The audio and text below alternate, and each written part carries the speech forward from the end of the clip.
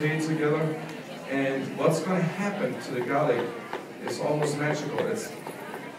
If you eat the garlic raw just like that, it's very sharp, it's very intense. But if you cook it with olive oil, preferably with olive oil, it becomes almost sweet. You caramelize it. You can't really see it. There you go. We need a camera over here. All right.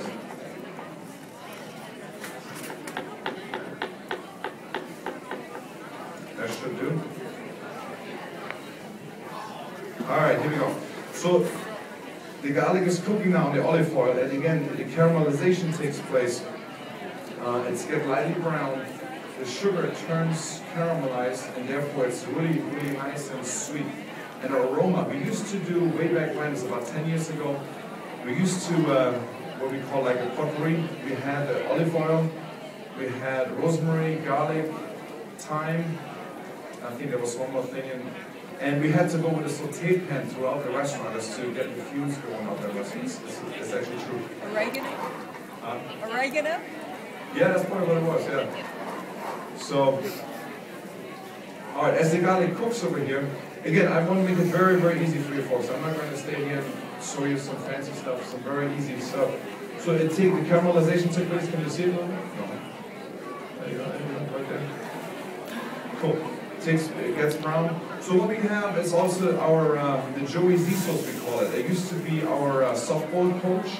His name was Joey Z. So you find a lot of stuff on the menu with funky names, but they have some history behind it. Like Mona's pound cake. It used to be the mom of one of our pastry chefs. She came up with a pound cake. Oh, I have to hurry up. See, now it's getting really dark, nice.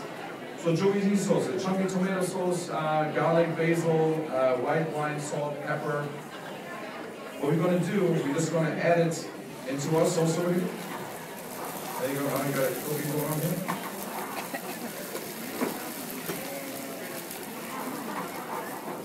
I bought actually a pan from my home because the pans at the hotel, at the restaurant are really thick. They have a thick bottom. It takes forever to heat it up. So what we have going on over here right now, we have what we call it Joey Z, or a chunky tomato sauce.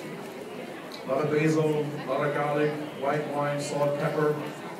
And again, it's gluten-free, like I told you before. It's the way how we evolved over time, that why do we put flour in it? Just cut it out. It doesn't make any sense. So we add more tomato paste and therefore got thick. So, and the good thing about it is not only is it's gluten-free, also the flavor got so much better because of the tomato paste in it. All right, so at this stage, use your imagination. You can do anything you want with this. At this point right here, you can put some cream into it. So make it like a blush sauce, what we call it. You see a little bit? There you go. You can use, you can put ground beef in it. So there you got a meat sauce. I'm gonna put some sausage in here.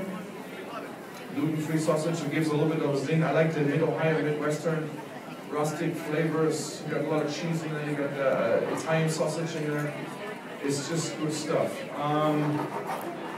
You can add a lot of different vegetables now. You can put spinach in there, you can put squash in there, you can put whatever you want. It's really up to you. I'm sorry? Eggplant. Eggplant, there you go, eggplant. Yes. You like eggplant? Yeah? Oh yeah. Okay. You don't. I like it, but it's a little boring to me, to be honest with you. To me. I'm sorry.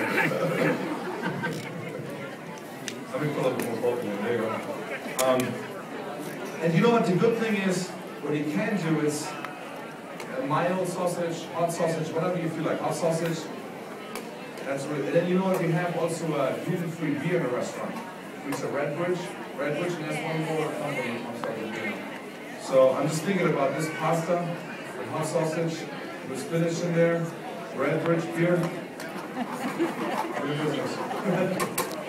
All right, so we have now our sausage here. We have our wonderful chunky tomato sauce, Joey Z we call it. Now we have to add our pasta.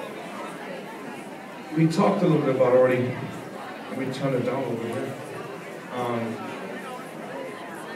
The gluten-free pasta. And again, like we do it, we're cooking it.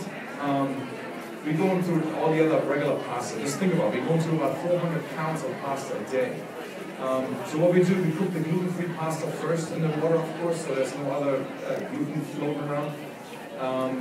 We're cooking it, we're portioning it, and again, this pasta freezes really, really well. Just put it in the freezer and take it back out at a time. And what we do then, we just add it into the sauce itself, like so. Now keep in mind, you have to have a lot of moisture in the sauce itself because the pasta keeps on cooking. It absorbs the moisture, so it's not going to get too dry. So I bought some Italian water panna with me here. This nifty little thing I can't even open later. So add a little bit of water into it. There you go, no, it works. And let the pasta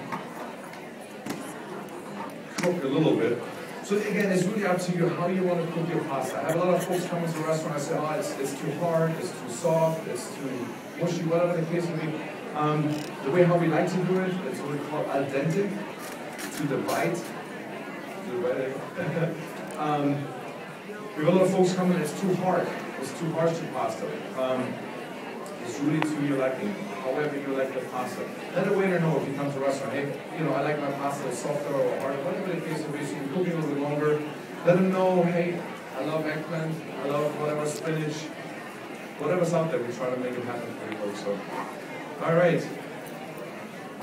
You got the pasta, let it cook a little bit more to make sure it's right. I don't know, can you smell the garlic? Can you smell the tomatoes, basil? I actually bought some basil over here. It looks a little sad already, but we're going to, for the weekend now, we're going to about, at this place in August, about 30 pounds of basil.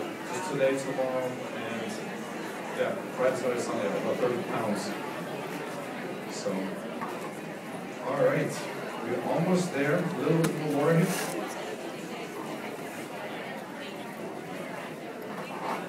Joey Z, he used to be the coach. I bought some salt and pepper, but I'm pretty sure it's going really well. So I then thought, okay, how can we color this up a little bit? How can we make a little more color to it? How we, let's say spice it up a little bit. I bought some yellow tomatoes, so we just start working with them a little bit. So let me just take a couple of them, cut them in half. Or you can leave them whole, you got a nice little pop on them. And I think right now, the season is just perfect for all different kinds of vegetables out there, including eggplant. We have a wonderful farmer's market. I live in Mason, and there's green beans, you name it, just green beans, just sauteed with some garlic butter and bacon. It's wonderful, just eat it like that, it's great. All right, so here we're going to do, we're going to add some tomatoes in it to make it a little colorful. And I bought also some Parmesan cheese. The pasta should be good by now. All right, here we go. Shake it through a little bit. This pasta is also available, like I said before, on the menu. Like I said, it's pasta that we take one home. TNT today and tomorrow. Keep one here, take one home. All right, now presentation. Here we go. Here's one thing I learned very early on in our restaurant. We can make it super fancy, but the idea behind a restaurant, what we're doing basically, is to keep it simple. And so my responsibility is to describe it to some folks out there, some chefs that come in through and say, okay, now describe your restaurant. And the best way how to describe Maggiano's is, think about it. You're driving to Italy somewhere and you go into grandmother's house. How is she going to serve the food? And it's very simple. Simple platter, put the food on, don't pay a lot of attention to garnishes and everything. It's food, it's just food. So what she serves you, that's what it is. Served abundance on a big table, some great company, some good wines, you're set. So that's exactly the philosophy what we have basically in the restaurant. All right, so we take our plate over here, we put the pasta in, my burner's off, yeah. All right, here we go, a little basil. Make it look good. All right, some Parmesan. All right, a little bit cracked pepper. All right, and that's it. All right, there you go. Beautiful.